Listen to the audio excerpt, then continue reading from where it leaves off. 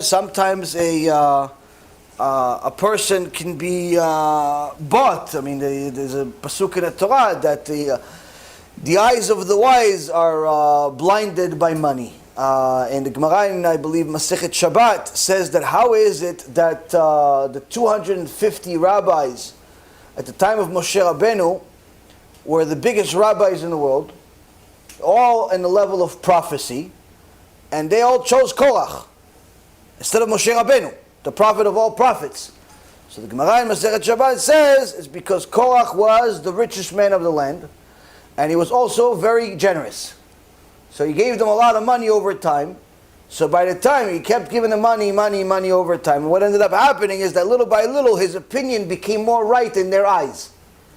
Became more right. Why? Because every time he says, so what do you think? He gave him a check for $1 million. It's like, you know what? Whatever you just said, I like it. I like it. You know, I like it. I like it. So by the time he said, by the way, I want to go against Moshe Rabbeinu, they liked his idea so much it was too far. Why? Because they said, if I don't like it, it's going to cost me $100 million. So I like it. I like it.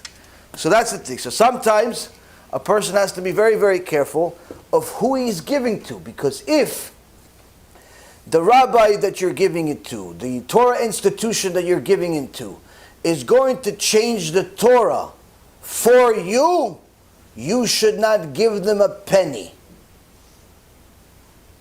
If the rabbi is going to change his opinion for you, you shouldn't give him a penny. A penny you shouldn't give him. Why? Because you're just buying an actor. You're buying an actor. You're not buying the Torah. You're not investing in the Torah. The Torah doesn't change for you. It doesn't matter what kind of check you get. This is one of the things rich people have a frustration with us. And Be'ezrat Hashem, they sometimes want to donate, but they expect us to change the Torah. So when they get the same exact Torah, they decide, that sometimes yes, sometimes no. Many times they run away because they thought that maybe they could buy the Torah.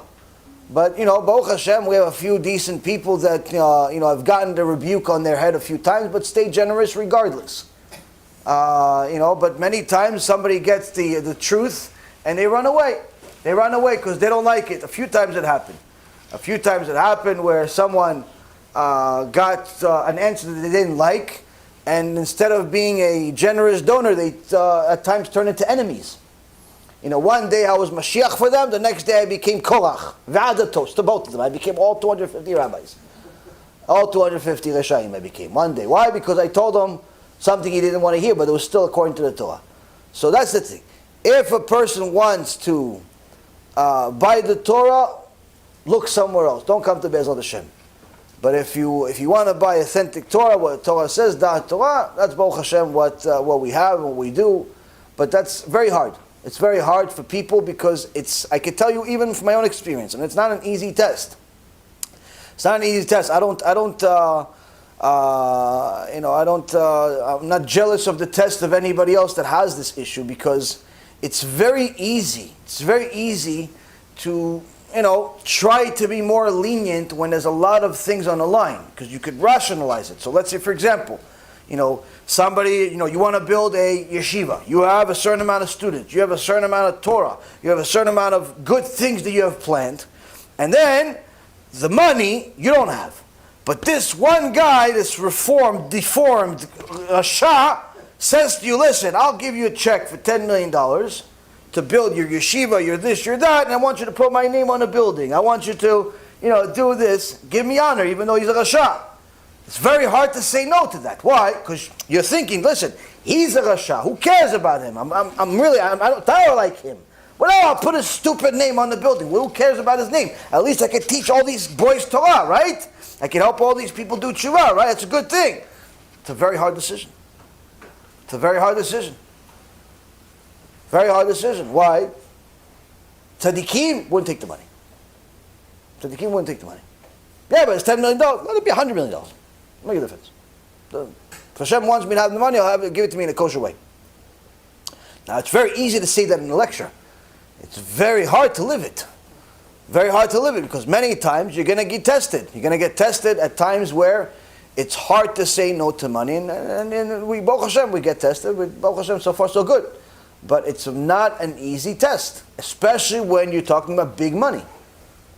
Especially when you talk about big money, because, you have needs, you have plans, you have this, you have that. It's not an easy thing to say no when you have needs in this, and you also have good involved too.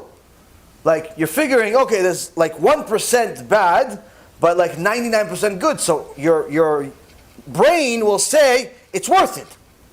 It's worth it. Like, you're going to war, to win against the enemy. Surely some people that are not really your enemy are going to die. Collateral damage, they call it. Right? So you justify the big war and killing innocent people with, because you're going to beat the big enemy that caused bigger bad. So you're thinking that the mitzvah world is the same way. I can make a little bit of like Chilul Hashem for the sake of, Kiddush Hashem. Can't do that. But it's very hard. Very, very hard to stand the test. It's not an easy test, and it's a daily test. But nonetheless, it's a test that a person has to pass. Has to pass, and B'ezrat Hashem, we succeed in passing it. With what's going on in the world today, it's not an easy world, for people in any aspect, whether it be money, health, family, this, that. So everybody is getting their own share of tests. The goal that we have is to give ourselves and you and anyone that's watching enough strength from the Torah and the Musar that we learn to be able to overcome more tests than not, and hopefully arrive next week even better than we did this week, and little by little get closer and closer to where Kadosh Baruch Hu wants us to be. B'Shem Hashem Na'aseh v'Natzliach, we're very excited to offer you the new B'ezrat Hashem app 3.0.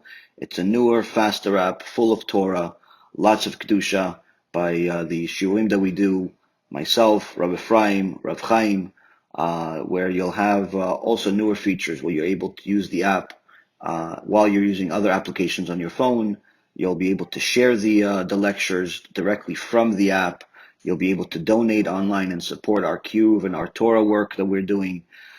And the most exciting feature is that you'll be able to actually ask questions directly on the app and get answers from the rabbis directly from the app. This is something unprecedented, and Baruch Hashem will be able to offer it. Thank you again for all of your support. Check it out. Make sure you have the kosher Torah that will re-energize your neshama each and every single day. Call to B'chava Tzlacha.